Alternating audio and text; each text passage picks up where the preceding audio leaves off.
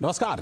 DD news पर आप देखना शुरू कर चुके हैं समाचारों का बुलेटिन। मैं हूं लाल चंद्र सिंह। देखेंगे देश और दुनिया की तमाम बड़ी खबरें, लेकिन सबसे पहले इस समय की हेडलाइंस। प्रधानमंत्री नरेंद्र मोदी ने कहा, विकसित राष्ट्र के निर्माण में होगी युवाओं की अहम भूमिका।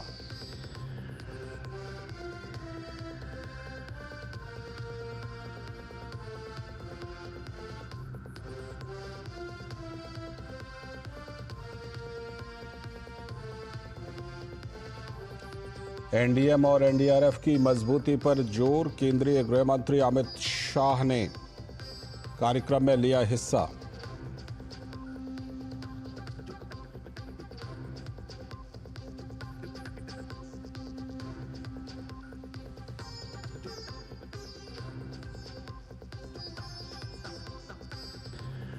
भाजपा अध्यक्ष जेपी नड्डा ने अहमदाबाद में कांग्रेस पर बोला हमला। बाबा साहेब आंबेडकर के संविधान के साथ खिलवाड़ का लगाया आरोप। अनुच्छेद 370 और 35A को लेकर कांग्रेस पर कसा तंज।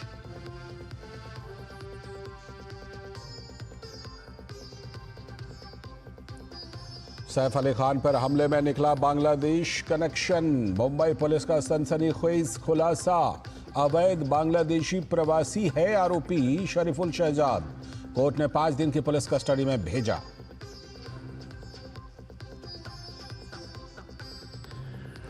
कई घंटों के विलंब के बाद आखिरकार लागू हुआ गाजा संघर्ष विराम समझौता। हमास ने सौंपी पहले चरण में रिहा होने वाली 3 महिला बंधकों की सूची।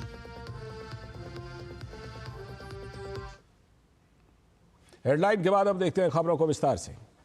किसी भी देश के निर्माण में युवा शक्ति की अहम भूमिका होती है। प्रधानमंत्री नरेंद्र मोदी 2047 तक भारत को विकसित राष्ट्र बनाने का लक्ष्य लेकर आगे चल रहे हैं। आज के युवा नए नए नवाचार कर भारत को विकसित राष्ट्र बनाने की दिशा में जुटे हुए हैं। प्रधानमंत्री नरेंद्र मोदी ने कहा कि देश के छोटे छोटे शहरों में आ रहे स्टार्टअप देश को विकसित बनाने में अहम भूमिका निभाएंगे। भारत की युवा शक्ति देश में काफी परिवर्तन लाने का काम कर रही है।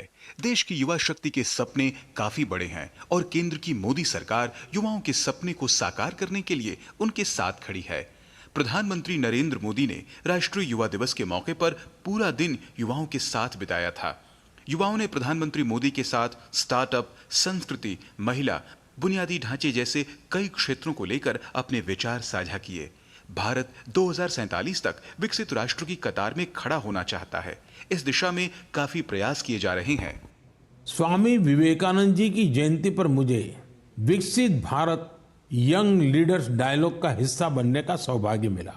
यहाँ मैंने देश के कोने कोने से आए युवा साथियों के साथ अपना पूरा दिन बिताया। युवाओं ने स्टार्टअप्स, कल्चर, विमेन, यूथ और इंफ्रास्ट्रक्चर जैसे कई सेक्टर्स को लेकर अपने आइडियाज शेयर किए। यह कार्यक्रम मेरे लिए बहुत यादगार रहा। स्टार्टअप इंडिया कार्यक्रम को 9 साल पूरे हो चुके हैं। युवाओं ने पिछले 1 दशक में नए नए स्टार्टअप के जरिए देश में काफी बदलाव लाने का काम किया है। अब स्टार्टअप केवल बड़े शहरों तक सीमित नहीं रह गए हैं। ये स्टार्टअप टियर 2 और टियर 3 शहरों में तेजी से सामने आ रहे हैं। इतना ही नहीं, इन स्टार्टअप में महिला शक्ति भी अपनी अहम भूमिका निभा रही है। छोटे शहरों के स्टार्टअप्स में आधे से ज्यादा का नेतृत्व हमारी बेटियां कर रही हैं। जब यह सुनने को मिलता है कि अंबाला, हिसार, कांगड़ा, चेंगलपट्टू, बिलासपुर, ग्वालियर और वाशिम जैसे शहर स्टार्टअप्स के सेंटर बन रहे हैं तो मन आनंद से भर जाता है। नागालैंड जैसे राज्य में पिछले साल स्टार्टअप्स के रजिस्ट्रेशन में 200% से अधिक की वृद्धि हुई है। Waste management, non renewable energy, biotechnology और लॉजिस्टिक्स ऐसे सेक्टर हैं जिनसे जुड़े स्टार्टअप सबसे ज्यादा देखे जा रहे हैं। ये कन्वेंशनल सेक्टर्स नहीं है, लेकिन हमारे युवा साथी भी तो कन्वेंशनल से आगे की सोच रखते हैं, इसलिए उन्हें सफलता भी मिल रही है।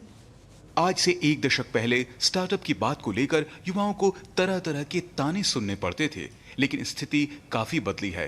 प्रधानमंत्री मोदी ने मन की बात कार्यक्रम में युवाओं का आह्वान करते हुए उन्हें नए अवसरों का लाभ उठाने को कहा है। साथ ही कहा कि युवा अगर खुद पर विश्वास रखेंगे तो उनके सपनों को नई उड़ान मिलेगी और भारत विकसित राष्ट्र बनने की दिशा में तेजी से कदम बढ़ाएगा। Bureau report, DD news. अगली बड़ी खबर, केंद्रीय गृह एवं सहकारिता मंत्री अमित शाह आंध्र प्रदेश के विजयवाड़ा में एनडीआरएफ के 20वें स्थापना दिवस कार्यक्रम में मुख्य अतिथि के रूप में शामिल हुए। उन्होंने राष्ट्रीय आपदा प्रबंधन संस्थान एनआईडीएम के दक्षिणी परिसर, एनडीआरएफ की 10वीं वाहिनी और रीजनल रिस्पांस सेंटर के सुपौल परिसर स्थित सहित लगभग 220 करोड़ रुपए की विभिन्न परियोजनाओं का लोकार्पण एवं शिलान्यास भी किया। इस अवसर पर आंध्र प्रदेश के मुख्यमंत्री एन चंद्रबाबू नायडू भी मौजूद थे। अमित शाह ने आपदा राहत अभियान में एनडीआरएफ के सक्रिय योगदान की सराहना की। नेपाल, इंडोनेशिया, टर्की और बांग्लादेश और म्यांमार, वियतनाम, कई देशों के अंदर जब एनडीआरएफ की टीमें गई तब वहां की जनता को मदद करने में इनकी भूमिका की वहां के राष्ट्रीय अध्यक्षों ने बुरी बुरी प्रशंसा की है। एनडीएमए ने बनाई हुई नीतियों को जमीन पर एनडीआरएफ ने उतारा है और इसके कारण डिजास्टर मैनेजमेंट के मामले में आज भारत ग्लोबल लीडर बनकर बाहर आया है।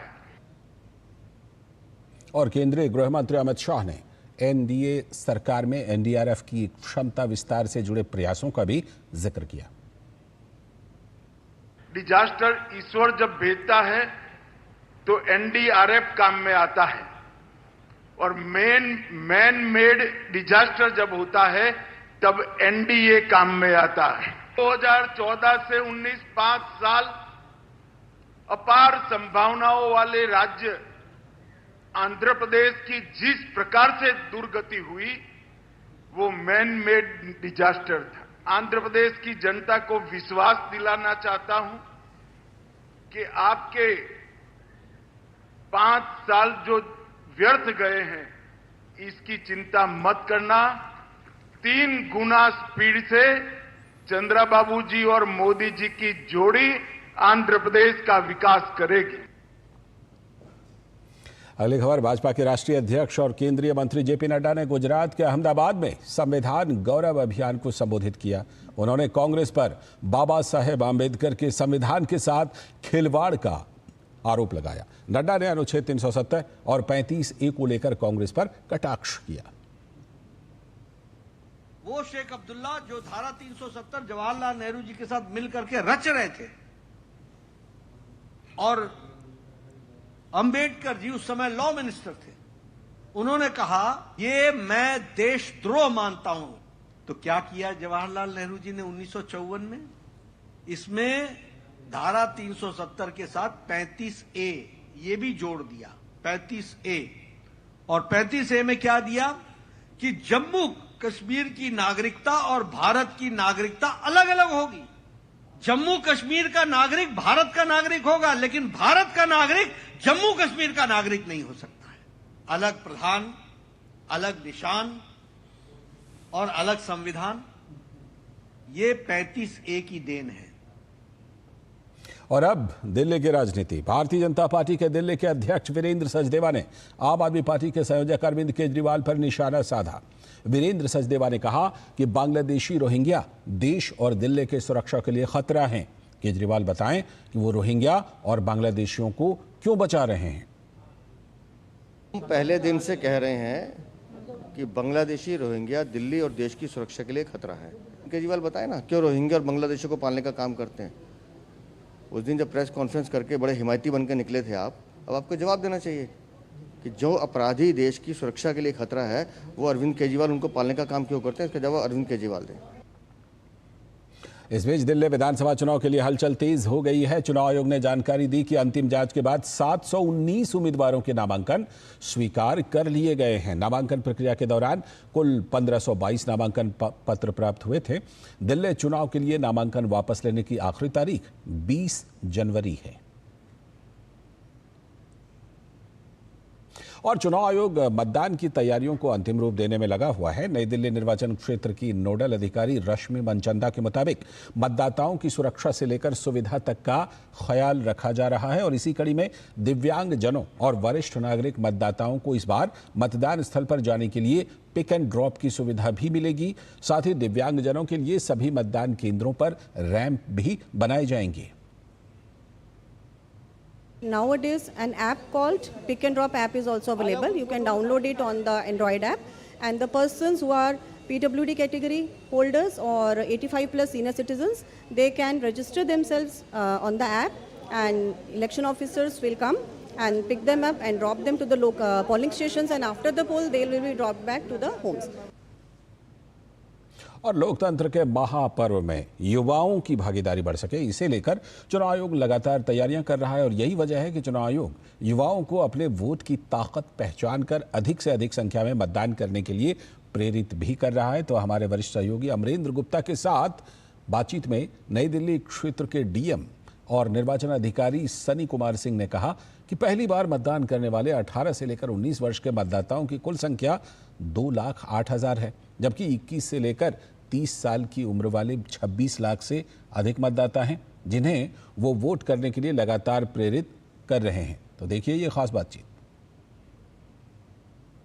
चुनाव आयोग की एक बड़ी भूमिका होती है मतदान को संपन्न कराने के साथ साथ वोट प्रतिशत को बढ़ाने में भी। जो अवेयरनेस है ये एक इम्पॉर्टेंट पहलू होता है जिसको अभी आपने यहाँ पे कैंपेन किया। जो भी वोटर टर्नआउट है इसमें एक और चीज़ जो हम देखते हैं कि यूथ का पार्टिसिपेशन बहुत कम रहता है, खास करके एक अर्बन एपैथी जो टर्म होता है वो भी देखा जाता है। इसका एक रीज़न हम लोग यूथ के थ्रू सिर्फ उनकी पार्टिसिपेशन नहीं बढ़ा रहे हैं बट उनको हम एम्बेसडर बना रहे हैं अपना, ताकि आप जाके फर्दर अपने फैमिली मेम्बर्स हैं, आपके फ्रेंड्स हैं, आपके टीचर्स हैं, उन लोगों को अर्ज करो, मोटिवेट करो ताकि वो लोग आके इस फेस्टिवल में पार्टिसिपेट करें।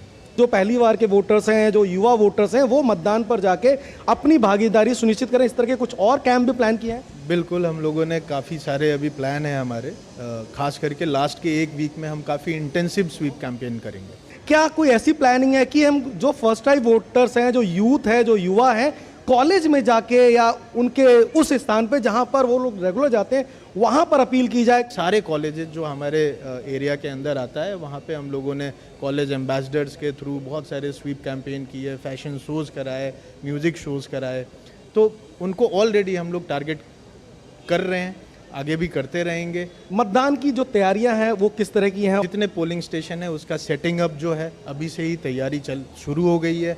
वहाँ पे जो भी अश्योर्ड मिनिमम फैसिलिटीज़ होते हैं, जैसे मान लीजिए टॉयलेट होना चाहिए, जो दिव्यांगजन हैं उनके लिए भी वहाँ सहूलियत होनी चाहिए, बच्चों के लिए, मदर्स के लिए, प्रेग्नेंट मदर्स के लिए फीडिंग यूनिट्स वगैरह होना चाहिए।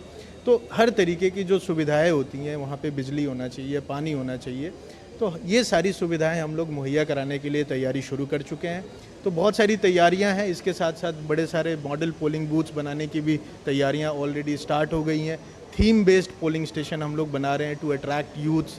तो इस तरीके से बड़े सारे इनिशिएटिव हम लोग ले रहे हैं इस बार, और मुझे लगता है कि इस बार जो भी वोटर्स होंगे उनके एक्सपीरियंस पहले से काफ़ी बेहतर होगा। जो यूथ वोटर्स हैं वो बड़ी संख्या में न सिर्फ वोटिंग स्थल पर पहुंचे बल्कि जनतंत्र के महापर्व में शामिल होकर अपने मनपसंद की सरकार को चुनने में भी वो अपनी बड़ी भागीदारी करें। कैमरामैन मोंटी सिंह के साथ अमरेंद्र गुप्ता, डीडी न्यूज़, दिल्ली। तो ये खास बातचीत आपने देखी। अभी वक्त है एक ब्रेक का। ब्रेक के बाद जब लौटेंगे तो देखेंगे आज की कुछ और बड़ी खबरें।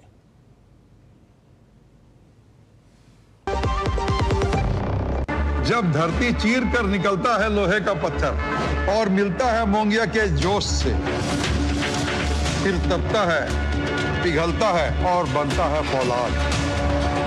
अब होता है सरिया सारी खूबियों के साथ।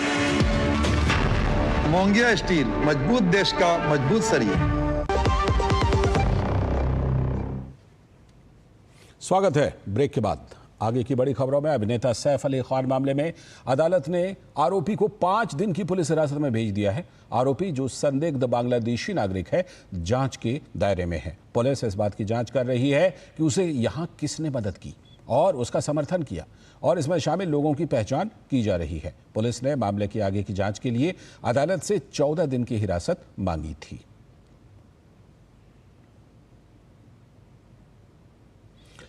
एक हादसे की खबर बिहार के कटिहार जिले में आज सुबह एक बड़ा नाव हादसा हो गया। कटिहार के अहमदाबाद में गंगा नदी में नाव डूबने से 3 लोगों की मौत हो गई।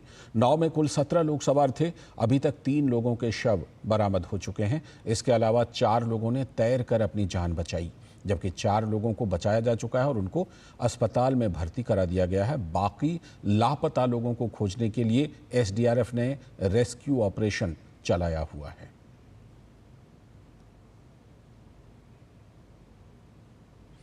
और अब बात दिव्य भव्य महाकुंभ की।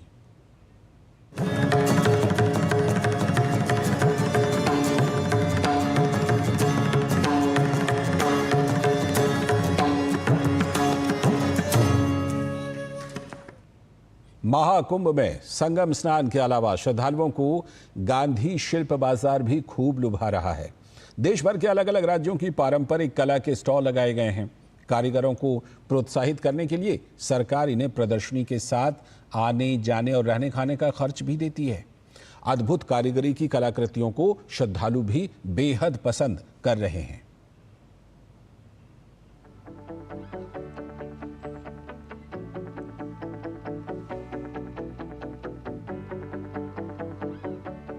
आस्था के महाकुंभ में जहां एक तरफ लोग स्नान ध्यान के लिए आ रहे हैं, वहीं मेला क्षेत्र में अलग अलग तरह की तस्वीरें लोगों को लुभा रही हैं। देश के कोने कोने से आ रहे श्रद्धालुओं के लिए महाकुंभ में राष्ट्रीय गांधी शिल्प बाजार प्रदर्शनी लगाई गई है। इसमें देश के अलग अलग क्षेत्र में परंपरागत कारीगरी करने वाले लोगों ने अपने स्टॉल लगाए हैं। आर्टिफिशियल ज्वेलरी, परिधान, लकड़ी के बर्तन और हस्तशिल्प के बेहतरीन नमूने आकर्षण का केंद्र बने हुए हैं। इस प्रदर्शनी के माध्यम से तीर्थयात्रियों को भारत की समृद्ध कलात्मक परंपराओं की झलक देखने को मिल रही है। अपने उत्पादों को बेचकर दुकानदार भी खुश हैं। फर्स्ट टाइम है और हम पहली बार आए हैं और ये कला को जो यानी सामने वाला भी नया है, जो समझ रहा है तो ले रहा है, और जो ज्यादातर जैसे हमारे बस्तर का कुछ परंपरा है, रीति रिवाज है, उसको चलते हुए ये सबको हम लोग लाए हैं। ये सारा आर्चरी आइटम्स है जो स्पोर्ट्स में यूज करते हैं बच्चे, तीरंदाजी जो कंपटीशन यूज करते हैं उनके लिए टोटल हैंडमेड है। सरकार के इस पहल की तारीफ की जा रही है। इस तरह के मेलों के माध्यम से दूर दराज के हस्तशिल्प को बाजार तक पहुंचाने का बंदोबस्त सरकार की तरफ से की जाती है। इन लोगों को बहुत अच्छा लाभ हो रहा है, अच्छा फायदा कमा रहे हैं। इनको हम लोग टीए, डीए, फ्राइट चार्ज जो सरकार की तरफ से सारी व्यवस्थाएं हम लोग देते हैं। इसके अतिरिक्त ये लोग सेल करके भी अच्छा लाभ कमा रहे हैं। इसमें हम लोग एक व्यवस्था और निर्धारित कर रहे हैं, जिसमें इंडिया हैंडमेड के माध्यम से हम जिस तरीके से फ्लिपकार्ट, अमेजन और अन्य वेबसाइटों के माध्यम से ये लोग सेल करते हैं, उसी तरह भारत सरकार इंडिया हैंडमेड के माध्यम से इन लोगों के उत्पादों को ऑनलाइन बिक्री की व्यवस्था की गई है, जो कि पूरी तरीके से निःशुल्क है। इसके अलावा उत्तर प्रदेश पर्यटन विभाग ने पूरे उत्तर प्रदेश की एक झांकी प्रस्तुत की है। इसमें प्रदेश के सभी पर्यटन क्षेत्रों को दर्शाया गया है। Ram circuit, Krishna circuit, Mahabharat circuit और इको टूरिज्म के क्षेत्र की जानकारी इसमें दी गई है।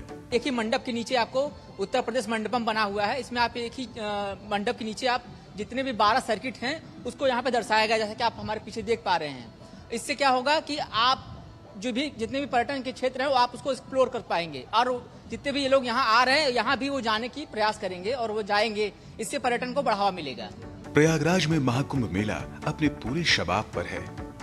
अध्यात्म और आस्था के वैश्विक केंद्र प्रयागराज की धरती संगम पर सनातन संस्कृति के महापर्व महाकुंभ में देश और विदेश से आए श्रद्धालु अलौकिक अनुभूति का आनंद ले रहे हैं। रामेंद्र सिंह के साथ ब्यूरो रिपोर्ट, डीडी न्यूज। और महाकुंभ का सबसे बड़ा स्नान पर्व मौनी अमावस्या के दिन का माना जाता है, जो 29 जनवरी को आने वाला है। इस दिन प्रयागराज में 8 से लेकर 10 करोड़ श्रद्धालुओं के संगम में स्नान करने की उम्मीद है। इस महापर्व का सर्वाधिक लाभ कैसे ले सकते हैं, इसे जानने के लिए डीडी न्यूज के संवाददाता अजय मिश्र ने आचार्य महामंडलेश्वर कैलाशानंद जी से ये विशेष बातचीत की है। मकर राशि में सूर्य प्रवेश करने के कारण यहाँ तीर्थराज प्रयाग में महाकुंभ लगता है। और मकर के बाद जो मौनी अमावस्या आता है, क्योंकि अमावस्या भगवान शिव को अत्यंत प्रिय है, इसलिए क्योंकि वो चंद्र का उदय होता और चंद्र का अस्त होता। अब कृष्ण पक्ष और शुक्ल पक्ष की जो अमावस्या है, उस अमावस्या में ही मौनी अमावस्या आता है तीर्थराज प्रयाग में जब वो अमावस्या आता तो उस मौनी अमावस्या के दिन, क्योंकि उस स्नान का इसलिए महत्व बहुत है क्योंकि उस दिन मौन धारण करके स्नान करते हैं। और उस दिन कहा गया है कि जो गंगा जल में खड़े होकर के, ठंड बहुत होती है लेकिन फिर भी यदि कोई खड़े होकर के कटी जल में अगर एक माला गायत्री कर ले, 108 बार कर ले, तो उसे 1 करोड़ गायत्री जपने का लाभ मिलेगा। और मौनी अमावस्या का जो अमृत राजसी शाही स्नान है वो इसलिए महत्वपूर्ण है क्योंकि वो सन्यासियों के लिए अत्यंत महत्वपूर्ण दिन है। सन्यासियों के लिए अत्यंत महत्वपूर्ण दिन है क्योंकि भगवान शिव को अमावस्या अत्यंत प्रिय है। तो महाकुंभ से जुड़ी हुई खबरें हम आपको लगातार दिखाते रहेंगे।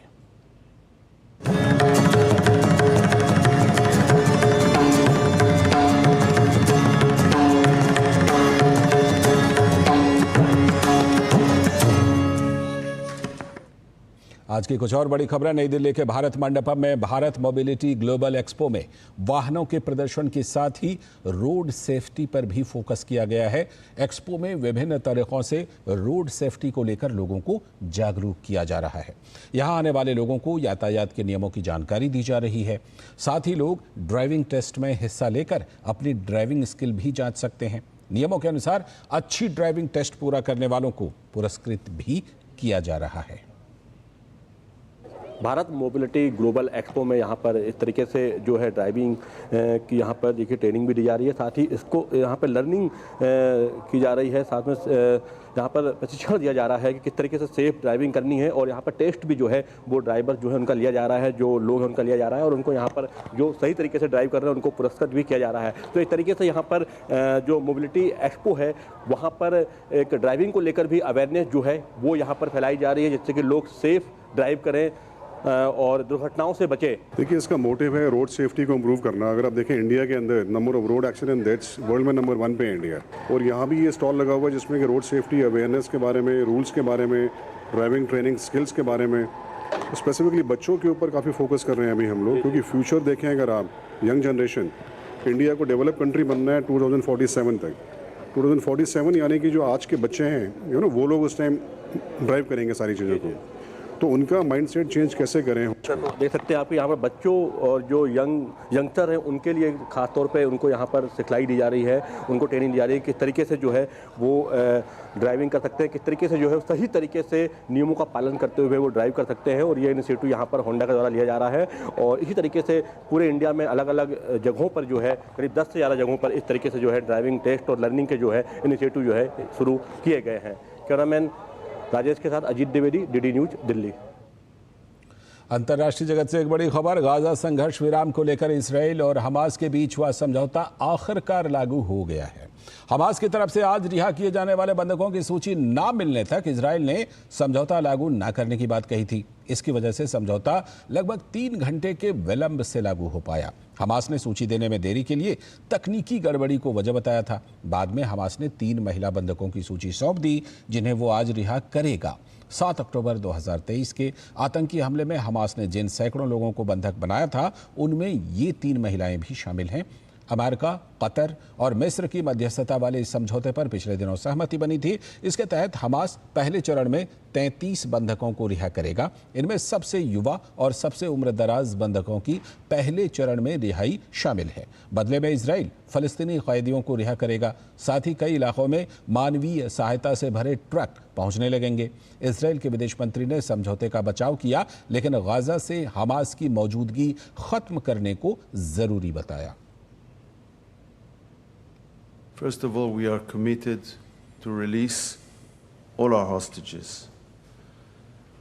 This is the reason why the government approved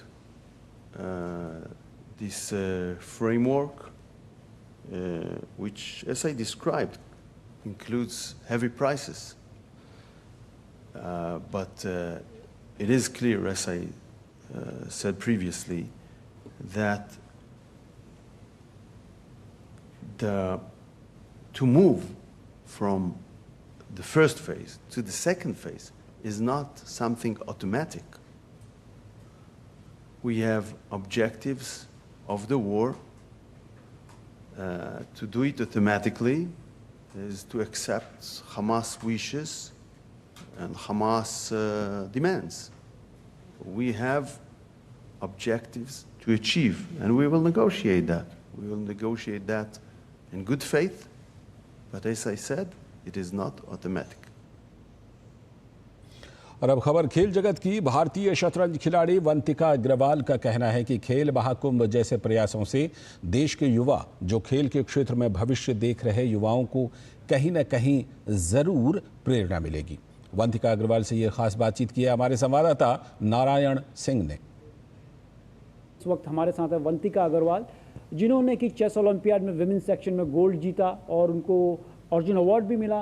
किस तरह से देखते हैं अपनी पूरी जर्नी को आप, जिस तरह से आपने परफॉर्म किया राइट फ्रॉम द स्टार्ट, फिर चेस ओलंपियाड में गोल्ड मेडल जीतना और फिर राष्ट्रपति द्वारा सम्मानित होना अर्जुन अवार्ड से, कैसे देखेंगे इसको, आप क्या बोलेंगे इसको? तो मुझे एक तो सबसे पहले राष्ट्रपति जी से सम्मानित होकर अर्जुन अवार्ड लेके बहुत ज़्यादा ही खुशी हो रही है। बचपन से ही सपना था ना कि अर्जुन अवार्ड बस ये जीतना है, तो जब ये हासिल हो गया तो और भी बहुत ज़्यादा ही अच्छा लग रहा है और इससे और मुझे प्रेरणा मिल रही है कि और बहुत ज़्यादा ही मेहनत करके इंडिया के लिए, भारत के लिए और बहुत सारे मेडल जीतने हैं। मैंने 7.5 साल की उम्र में चेस स्टार्ट किया था खेलना और उसके बाद उससे पहले तो मैं बहुत सारी activities, dance, music, art, karate और जो भी आप सब सोचे मैं खेल रही थी, बट चेस जब स्टार्ट किया तो और कुछ फिर सब बंद, फिर तो बस चेस ही खेल रही थी। और फिर मैं पहली टूर्नामेंट में मैंने प्राइज़ जीतना स्टार्ट कर दिया और उसके बाद state, national, Asian, world, Commonwealth सब में जीतते चली गई। और फिर वो ओलंपियाड हमारा जो पिछले साल हमने मेंस और वुमेंस दोनों में जीता, वो बहुत ज़्यादा ही अच्छा था हमारे लिए। अगर बात करें जिस तरह से दूरदर्शन का एक प्रयास हमेशा से रहा है और इस बार ही प्रयास रहा है कि इस खेल महाकुंभ के ज़रिए आप जैसे जो खिलाड़ी हैं उनको सम्मानित किया जाए, तो दूरदर्शन के इस प्रयास को कैसे देखते हैं आप? तो ये बहुत ज़्यादा ही अच्छा प्रयास है। इससे इतनी सारी जनता जो सबको हमारे बारे में पता चलेगा और उन्हें और प्रेरणा मिलेगी कि बहुत मेहनत करें। जो बच्चे हैं, वो युवा हैं, वो और स्पोर्ट्स टेकअप करेंगे और कोशिश करेंगे कि इसमें मेहनत करके वो भी ओलंपिक मेडल जीते और देश का नाम रोशन करें। तो ये खास बातचीत आपने देखी और इसी के साथ इस बुलेटिन में फिलहाल इतना ही, लेकिन डीडी न्यूज़ पर खबरों और कार्यक्रमों का सिलसिला लगातार जारी है। नमस्कार।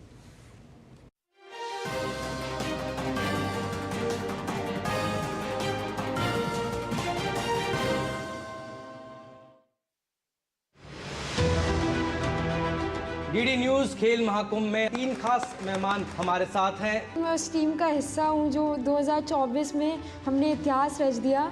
100 साल बाद इंडिया का गोल्ड मेडल आया चेस ओलंपियाड में। जैसे खेल ने इतना कुछ दिया तो उनको पे बैक करने का और हर पीढ़ी का वो काम भी है कि अपना जो भी ज्ञान है वो आगे दिया जाए। एक लेवल पे आप पहुंच जाओगे तो वो ये ज़रूर बोलेगा कि हमारी बेटी भी सिमरन जैसी हो और हमारी बहू भी सिमरन जैसी हो।